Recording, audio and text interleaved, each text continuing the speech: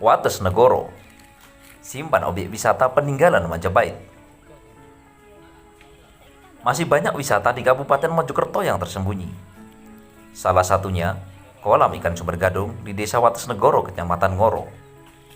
Selain menyimpan kekayaan sejarah Majapahit, air sumber itu juga diyakini menjadi obat. Keceriaan pengunjung sangat nampak. Mereka sangat menikmati kolam ikan sumber gadung.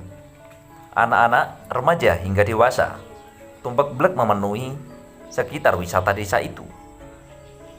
Tak sekedar menikmati lokasi yang masih alami dan asri, mereka juga asik memberi makan ikan yang hidup bebas di kolam. Udara sejuk dibarengi semilirnya angin areal persawahan yang membentang membuat pengunjung semakin betah.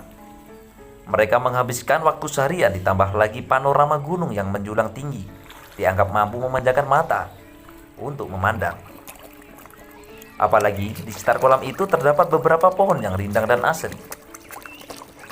Di lokasi juga tersedia permainan anak meski masih terbatas.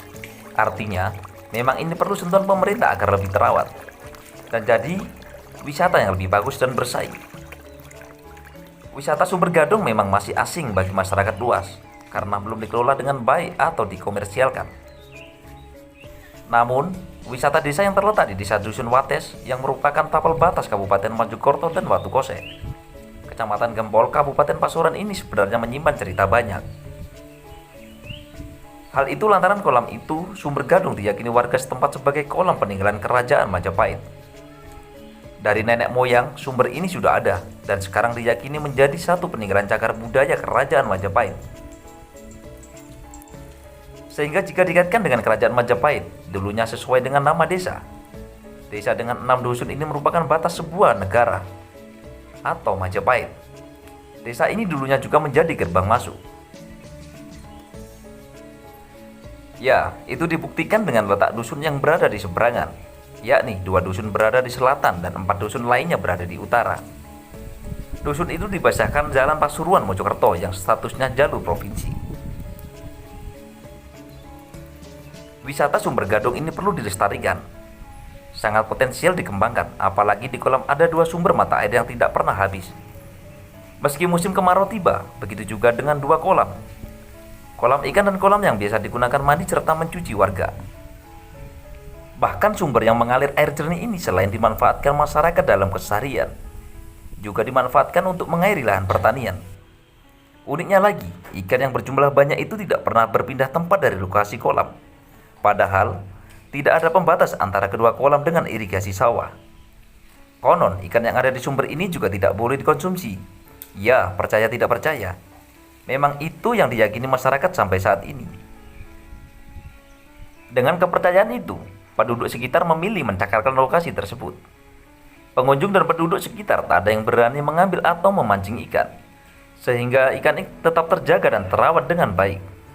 Nah, karena potensinya cukup besar, pemerintah daerah melalui Dispora diharapkan bisa memanfaatkan dengan baik, melakukan sentuhan perbaikan dan mempercantik jangka panjang yang bisa jadi ajang promosi.